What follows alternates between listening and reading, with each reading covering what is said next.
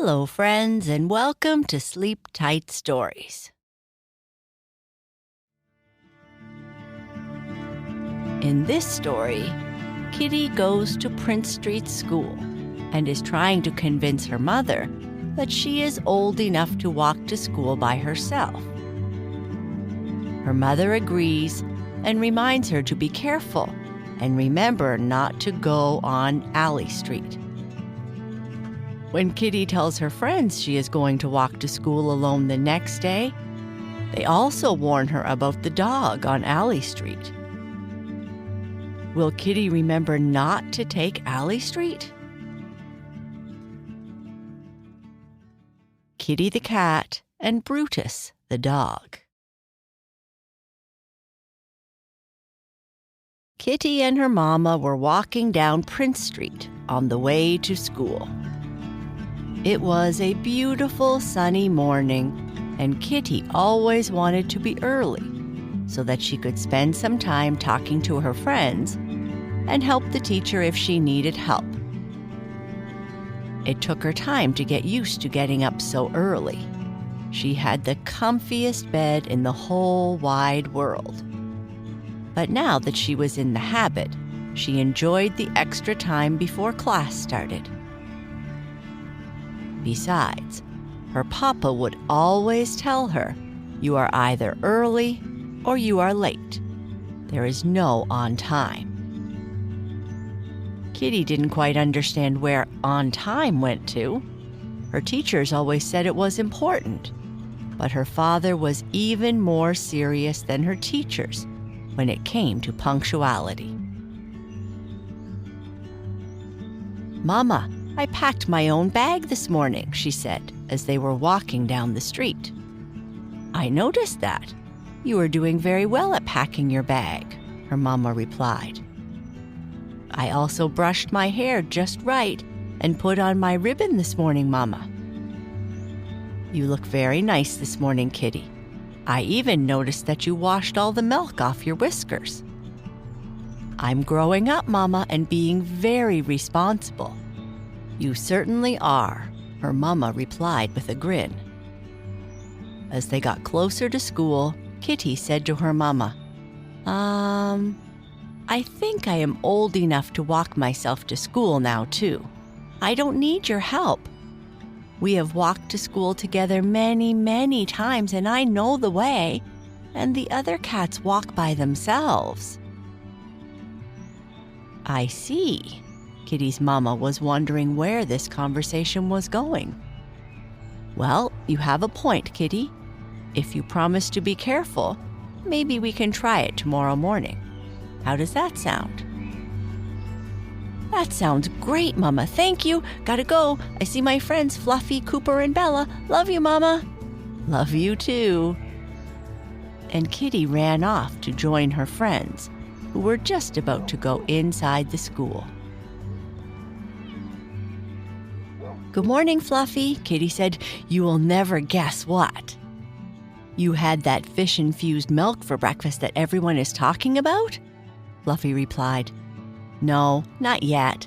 My papa doesn't like to jump on trends, he says, so we haven't bought it yet. But my mama said I can walk to school tomorrow morning all by myself." "Finally! Kitty, that's good news. Now you can be like us big kittens." "Remember to not walk down Alley Street," Cooper said, coming up behind them as they stood in the doorway to school. "I don't walk down Alley Street, but what's wrong with going that way?" Kitty asked. "Well, there is a big bad dog there, and he has a reputation for chasing cats," Fluffy said. "That's not what I heard," Bella said, joining them after sharpening her claws on a nearby tree. "What did you hear?" Kitty asked. "I heard this dog is so big and scary that when you look at him, you turn to stone, and the only thing that can cure you is being groomed by a Norwegian forest cat," Bella said. "I've never met that kind of cat before," Kitty said. "Exactly, so you better be careful." "Okay, kids, Stop mulling about the doorway and come inside and go to your classrooms, Principal Breezy said as she came outside to usher all the stragglers inside lest they become strays. The next morning, Kitty hopped out of bed, excited to be walking to school all by herself. "You are up early this morning, Kitty. I haven't even had a chance to finish your breakfast yet," her mama said, surprised. "That's okay, Mama. I'm just super excited about walking to school today, and the weather outside looks super nice, too." "Yes, it's going to be a nice day, I think," her mama said, pouring some warm cream into her bowl. "Would you like tuna or salmon for breakfast this morning?" "Tuna, please." After breakfast, Kitty washed her face and made sure her ribbon was on just right. She triple-checked her school bag, making sure that all her homework was ready and that she had her snack for later. "I'm all ready to go, Mama," she said from the front door. "Are you sure that you want to walk by yourself?" "Yes, Mama. I'm grown up now. I can walk to school by myself." "Okay, but make sure that you do not go down Alley Street. There is a mean dog there, and I have heard some scary stories about him." "Don't worry, Mama. I know all about the dog, and we never went that way anyway, right?" "That's right. I just worry about you. Wait right here before you go," her mama said, rushing to get her camera. "Mama, you don't need to take my picture." "Of course I do. My little kitten is growing up so fast." "Love you, Mama." "Love you too."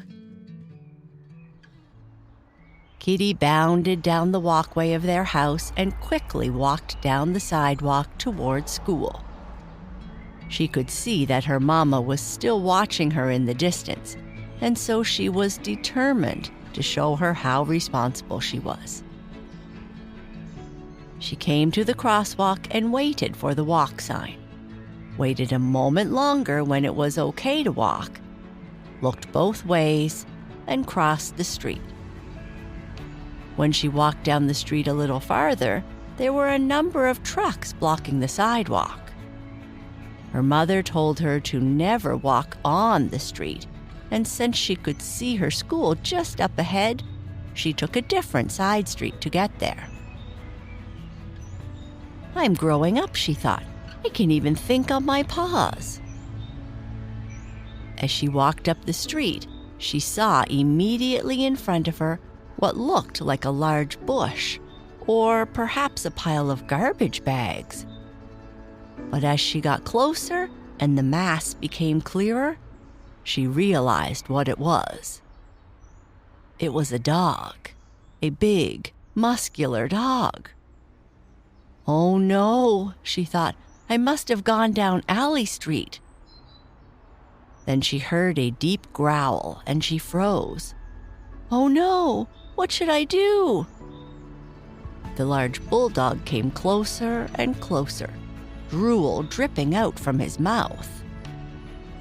Kitty was super scared and couldn't make her little legs move, but she said ever so quietly, "Oh, please, big scary dog, please don't hurt me."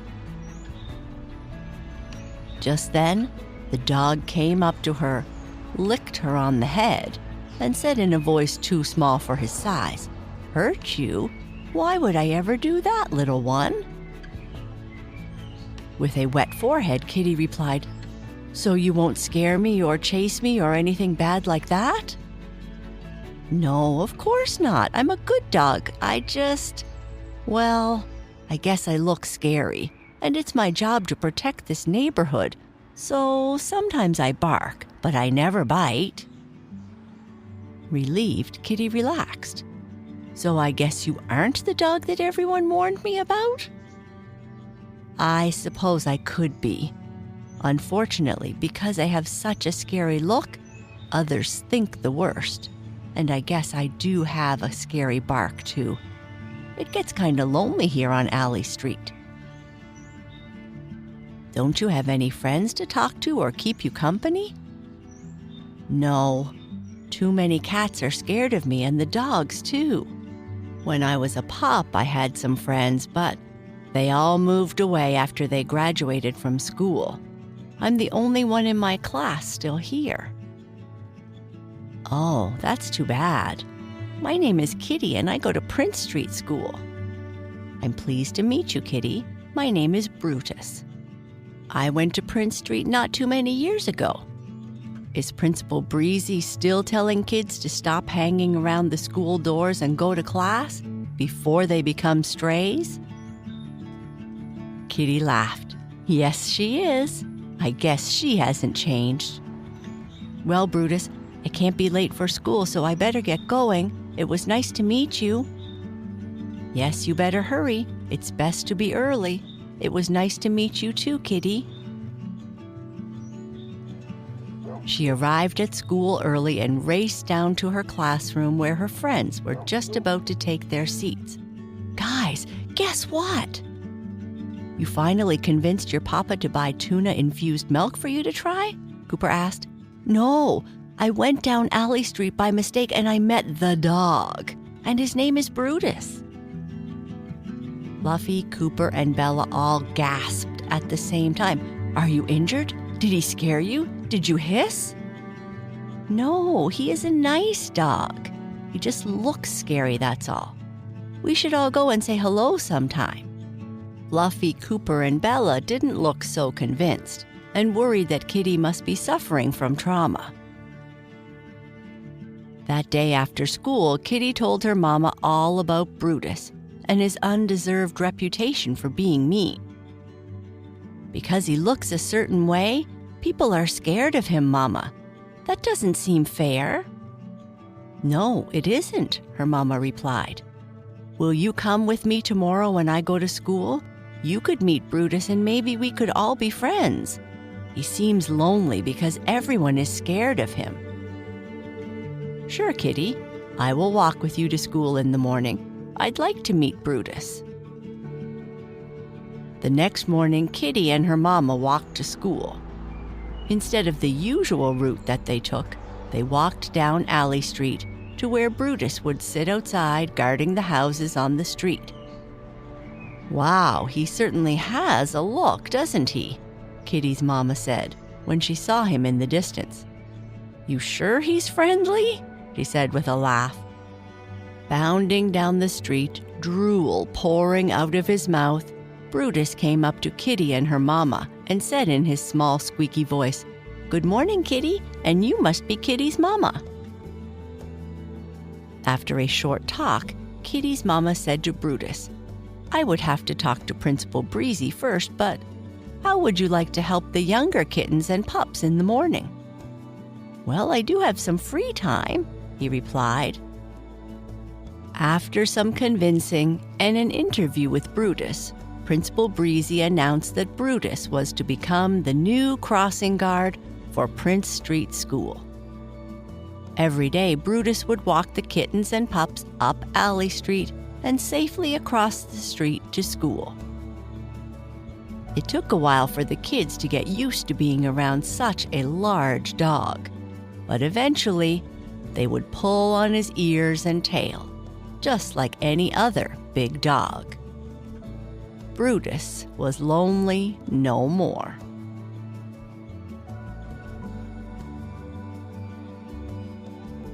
And that's the end of our story.